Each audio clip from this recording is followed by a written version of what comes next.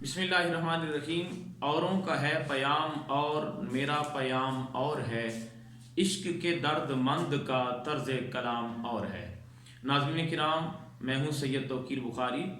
آج میں آپ کو بتاؤں گا کہ علامہ اقبال کے شعری مجموعے جو کہ فارسی اور اردو زبان پر مشتمل ہیں، ان شعری مجموعوں کے عنوانات کے مطالب کیا ہیں۔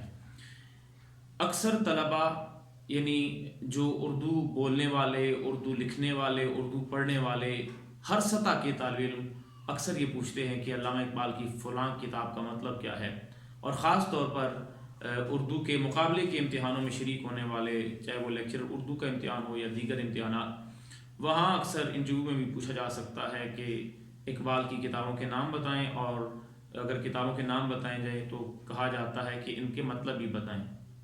تو اس ضرورت کو محسوس کرتے ہوئے میں نے چاہا کہ ایک ویڈیو بنا کر آپ کے اشکالات کو حل کیا جائے۔ علامہ اقبال وہ شعرائے آفاق شاعر ہیں وقت کے ساتھ ساتھ جن کی مقبولیت میں بے پناہ اضافہ ہوتا جا رہا ہے۔ اقبال کی شاعری کی بات کی جائے تو فارسی اور اردو کلام اپنے اندر بے پناہ انفرادیت اور معنویت رکھتا ہے، اور اقبال کا سب سے بڑا خاصہ یہ ہے کہ انہوں نے وقت کی ضرورت کو محسوس کرتے ہوئے حالات حاضرہ کے تحت شاعری کی ہے، اور جو کچھ دیکھا ہے اسے اپنے کلام میں پیش کیا ہے۔ بلا تاخیر بڑھتے ہیں آج کے موضوع کی جانب۔ اقبال کی پہلی شعری کتاب کا نام ہے اسرار خودی، جو کہ ایک فارسی مثنوی ہے۔ اسرار جمع ہے سر کی، اور سر کہتے ہیں راز کو۔ اسرار جمع ہے سر کی، سر کہتے ہیں راز کو۔ اسرار خودی، خودی کے راز، یعنی خودی سے مراد یہاں پر آپ بعض لغات میں دیکھیں گے کہ خودی کا مطلب ہوگا تکبر، غرور، نہیں۔ اقبال نے لفظ خودی جو کہ ان کی شاعری کا ایک بہت بڑا فلسفہ ہے، کثرت کے ساتھ انہوں نے یہ موضوع بیان کیا ہے۔ تو یہاں خودی سے مراد معرفت ہے، عرفان ذات ہے، اپنی ذات کو پہچاننا۔ اقبال نے کہا خودی میں ڈوب جا غافل، یہ سر زندگانی ہے، نکل کر حلقائے شام و سحر سے جاوداں ہو جا۔ ایک اور مقام پہ اقبال کہتے ہیں اپنے من میں ڈوب کر پا جا سراغ زندگی، تو اگر میرا نہیں بنتا نہ بن، اپنا تو بن۔ تو یہ ہے اسرار خودی۔ اقبال بار بار یہ تلقین کرنا چاہتے ہیں کہ اپنے آپ کو پہچانو۔ اور اس کے بعد اقبال کی جو کتاب منظر عام پر آئی وہ ہے رموز بے خودی۔ اسرار اور رموز دونوں مترادف استعمال ہوتے ہیں۔ رمز اشارہ کرنا، کوئی علامت بیان کرنا، اور کوئی راز کی بات کہنا، وہ رموز ہے۔ اور بے خودی سے مراد ایک سرشاری کی کیفیت ہے، یعنی آپ کہہ سکتے ہیں کہ از خود رفتگی۔ آپ نے دیکھا ہوگا کہ بعض لوگوں پر جب وہ کسی خاص کلام کو سماعت کر رہے ہوتے ہیں تو ان پر ایک وجد کی کیفیت طاری ہوتی ہے، ٹھیک ہے، تو وہ ایک بے خودی کی کیفیت ہمیں دیکھنے کو ملتی ہے۔ لیکن اگر اقبال کے کلام کے حوالے سے دیکھا جائے تو رموز بے خودی سے مراد اقبال نے عشق لیا ہے، اور اقبال بار بار آپ کو پتہ ہے کہ عشق کی طرف مائل کرتے ہیں، کیونکہ عشق نفع و نقصان سے بالا تر ہوتا ہے۔ عشق قربان ہونے کے جذبے کا نام ہے، اور عشق ہر قسم کے خوف و خطر کو پس پشت ڈالنے کا نام ہے۔ اس لیے اقبال نے بتایا کہ رموز بے خودی سے انسان کو متصف ہونا چاہیے۔ پیام مشرق، پیام کا مطلب ہوتا ہے پیغام، اور مشرق سے مراد مشرق ہے۔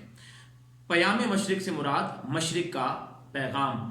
اور یہ کتاب اقبال نے معروف جرمن فلسفی اور شاعر گوئٹے کے دیوان مغربی کے جواب میں لکھی تھی، اور اس کا اگر پورا عنوان دیکھا جائے، اقبال نے پیام مشرق لکھا اور نیچے قوسین میں لکھا، پورا عنوان اس کا یوں بنا کہ پیام مشرق، قوسین میں لکھا ہوا ہے در جواب شاعر المانوی، در جواب دیوان شاعر المانوی گوئٹے، المان جرمنی کو کہتے ہیں، تو ان کے دیوان کے جواب میں اقبال نے پیام مشرق لکھی۔ زبور عجم، زبور وہ کتاب ہے، الہامی کتاب جو حضرت داؤد علیہ السلام پر نازل ہوئی تھی، اور چونکہ یہ آسمانی کتاب تھی، یہاں ایک بات میں واضح کرنا چاہتا ہوں کہ جس طرح ایک انسان کا نام ہوتا ہے، بعض اوقات انسان کا نام اس کے اوصاف دیکھ کر رکھا جاتا ہے، جس طرح لقب ہوتا ہے یا عرف ہوتا ہے، اس طرح کے نام رکھے جاتے ہیں۔ بعض اوقات ایسا ہوتا ہے کہ جو انسان کا نام ہوتا ہے وہی اس کی صفات ہوتی ہیں، اسم با مسمہ جسے کہتے ہیں، کہ جیسا نام ہو ویسی اس کی صفات ہوں۔ بعض اوقات نام کی معنویت یعنی اس کا معنی مراد نہیں لیا جاتا، بلکہ صرف اور صرف مثلا محمد علی، غلام رسول، ٹھیک ہے، ایسے نام جو رکھے جاتے ہیں یہاں معنی ہم مراد نہیں لیتے، بلکہ یہ صرف اور صرف نسبت کے تحت رکھے جاتے ہیں۔ اگر بات کی جائے شاعری کی، تو شاعری کے جتنے بھی مجموعے ہوتے ہیں ان میں عنوانات جو رکھے جاتے ہیں ان کی دو صورتیں نظر آتی ہیں۔ ایک تو یہ ہے کہ مثلا ایک نظم کا عنوان ہے تو نظم کا جو عنوان ہوگا وہی باتیں نظم میں ہوں گی، لیکن میں بات کر رہا ہوں شعری مجموعوں کی یا جو ہماری نثری کتب ہوتی ہیں۔ اگر چونکہ موضوع شعر ہے اس لیے میں اسی کی طرف واپس آتا ہوں کہ شعری کتب کا جو عنوان رکھا جاتا ہے اس کی دو صورتیں ہوتی ہیں۔ ایک صورت یہ ہوتی ہے کہ وہ جو عنوان ہوتا ہے وہ اس پوری کتاب کی ترجمانی کر رہا ہوتا ہے، ٹھیک ہے۔ بعض اوقات ایسا ہوتا ہے کہ صرف اور صرف ایک نسبت کے اظہار کے لیے، یعنی کسی بھی ایسی چیز کی نسبت بیان کر دی جاتی ہے۔ اقبال کے ہاں جو ہمیں ایک مذہبی حوالے سے ایک نسبت کا پہلو نظر آتا ہے، چاہے ان کے کلام کے اندر دیکھا جائے یا کلام کے باہر، یعنی جو عنوانات کی صورت میں وہ کہیں نہ کہیں اپنی نسبت اس مذہب کے ساتھ قائم کرتے ہوئے نظر آتے ہیں، ٹھیک ہے۔ تو وہ جو نسبت ہوتی ہے اس کا مقصد صرف اور صرف یہ ہوتا ہے کہ وہ جو کتاب کے اندر ہے اسے اس نسبت کے ساتھ جوڑا جائے۔ ہرگز یہ مطلب نہیں ہوتا کہ وہاں جو آج سے 100 سال 1000 سال پہلے اس لفظ کا جو مطلب تھا آج بھی وہی مطلب ہوگا، اور آج سے 100 سال پہلے جو شخصیت تھی آج کا انسان بھی وہی شخصیت مان جائے گا۔ نہیں، بالکل ایسا نہیں ہے۔ تیسری صورت ہمیں یہ نظر آتی ہے کہ بعض شعراء اپنے سے پیشرو جو شعراء ہوتے ہیں، اساتذہ کبار ہوتے ہیں، ان کے کلام میں سے، ان کے اشعار میں سے کوئی ترکیب یا لفظ اخذ کرتے ہوئے اپنا کلام، جس طرح فیض کا پہلا مجموعہ ہے نقش فریادی، تو وہ دیوان غالب کے پہلے شعر سے ماخوذ ہے۔ تو اس طرح کی صورت بھی ہمیں نظر آتی ہے۔ تو یہ جو زبور عجم ہے اس کا عنوان کا مطلب صرف اور صرف وہ نسبت قائم کرنا ہے۔ صرف اتنا سمجھ لیجئے کہ اقبال نے یہاں عجم کا لفظ عرب کے متضاد کے طور پر استعمال ہوا، یعنی میرا کلام زبور عجم کا درجہ رکھتا ہے۔ جاوید نامہ، اب جاوید نامہ کا جب نام لیا جاتا ہے تو اس وقت فوراً ذہن جاتا ہے علامہ اقبال کے بیٹے جاوید اقبال کی جانب، لیکن اس مجموعے میں ایسی کوئی صورت ہمیں نظر نہیں آتی کہ جہاں اقبال نے اپنے بیٹے سے کوئی خطاب کیا ہو یا ان کو کوئی ایسی تاکید کی ہو، بلکہ جاوید نامہ یہاں معنوی طور پر رکھا گیا ہے۔ جاوید کا مطلب ہوتا ہے ہمیشہ، ہمیشہ کے لیے یا دائمی۔ نامہ کا مطلب ہوتا ہے تحریر، کتاب، خط کو بھی نامہ کہتے ہیں۔ تو یہاں مراد لے سکتے ہیں جاوید نامہ جو ایسی کتاب جو ہمیشہ رہنے والی ہو، یعنی اس کتاب کے اندر وہ اسرار و رموز ہیں جن کے ذریعے انسان کی زندگی میں اسے وہ مقام حاصل ہو جاتا ہے، یا اگر وہ کوشش کرے تو ایسا مرتبہ اسے حاصل ہو جاتا ہے کہ اگر وہ اس دنیا سے چلا بھی جائے تو اس کا نام زندہ رہتا ہے۔ تو یہ معنویت ہم مراد لے سکتے ہیں۔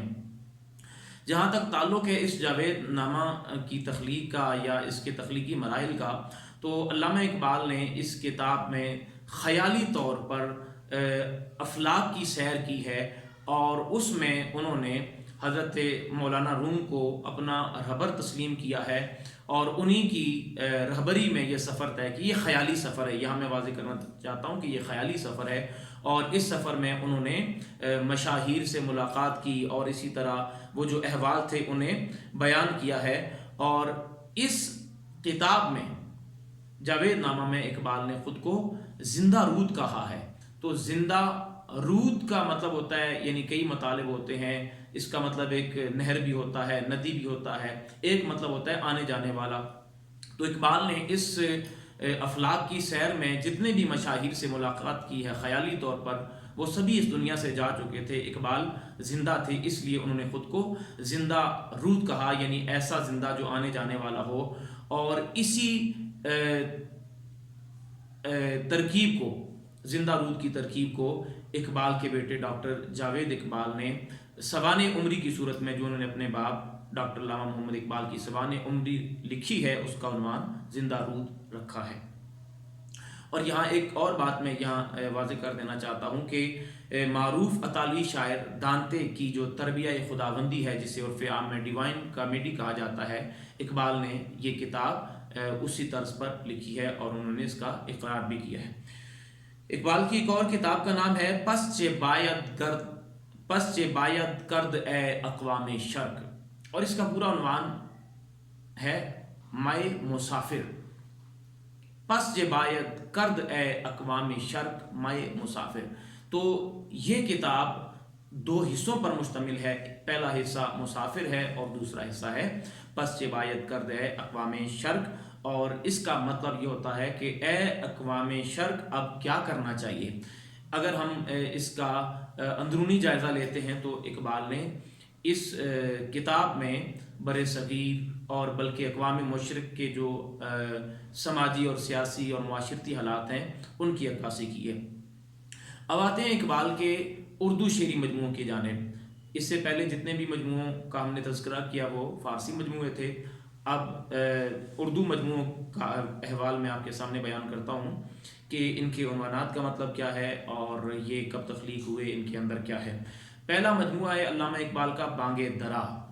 بانگ درا، بانگ کہتے ہیں آواز کو، عرف عام میں پنجابی میں ہم بانگ اذان کو بھی کہتے ہیں، لیکن عرف عام میں اس کو آواز ہی مطلب اس کا مراد لیا جاتا ہے۔ بانگ آواز، درا کہتے ہیں گھنٹی کو، یا ایک ہوتی چھوٹی گھنٹی، اس میں تصغیر، ایک ہوتا ہے گھنٹا، ہوتی وہ بھی گھنٹی ہے لیکن وہ بڑی ہوتی ہے، اس کی آواز بھی زیادہ ہوتی ہے، اس کو گھنٹا کہا جاتا ہے، تو یہ اس میں مکبر بن جائے گا۔ بانگ درا آپ کہہ سکتے ہیں کہ وہ گھنٹی جو قافلے کے لیے بجائی جاتی تھی، گھنٹی کی آواز۔ زمانہ قدیم میں جب بھی کوئی قافلہ روانہ ہوتا تو کیا کیا جاتا کہ ایک بہت بڑی گھنٹی بجائی جاتی۔ مقصد کیا تھا کہ وہ لوگ جو بھولے بھٹکے ہوئے ہیں، جو قافلے میں شریک ہونا چاہتے ہیں، جو کہیں دور ہیں، وہ قافلے کے ساتھ شریک ہو جائیں اور اس قافلے کا حصہ بن کر وہ ہمارے ساتھ چل پڑیں۔ جس طرح آج کے زمانے میں آپ دیکھتے ہیں کہ ریلوے اسٹیشن یا ہوائی جہاز پر کے اڈے پر اعلان ہوتے ہیں کہ ابھی ٹرین روانہ ہونے والی ہے، یہ ہوائی جہاز ابھی تھوڑی دیر بعد روانہ ہونے والا ہے۔ تو یہ جو صورتیں ہوتی ہیں زمانہ قدیم میں، چونکہ وہ بھی ایک قافلہ ہوتا تھا تو ایک گھنٹی بجائی جاتی تھی۔ اب اس عنوان کا مطلب کیا ہے کہ اقبال اپنے اس مجموعے میں شعوری طور پر اپنی قوم کو بیدار کرتے ہوئے تحریک آزادی کے اس قافلے میں شریک کرنا چاہتے ہیں، اور اقبال کا یہ پہلا شعری مجموعہ تخلیقی اعتبار سے 3 ادوار پر مشتمل ہے۔ یعنی پہلا دور آپ کہہ سکتے ہیں کہ دورہ یورپ سے پہلے جو تعلیم حاصل کرنے کے لیے گئے اور اس کے بعد وہاں انہوں نے جو قیام کیا اور وہاں سے واپس آئے، تو یہ 3 ادوار پر مشتمل ہے۔ اس کے بعد ہے بال جبریل۔ بال کے کئی مطالب ہوتے ہیں، میں دیگر معنی کی جانب نہیں جاتا۔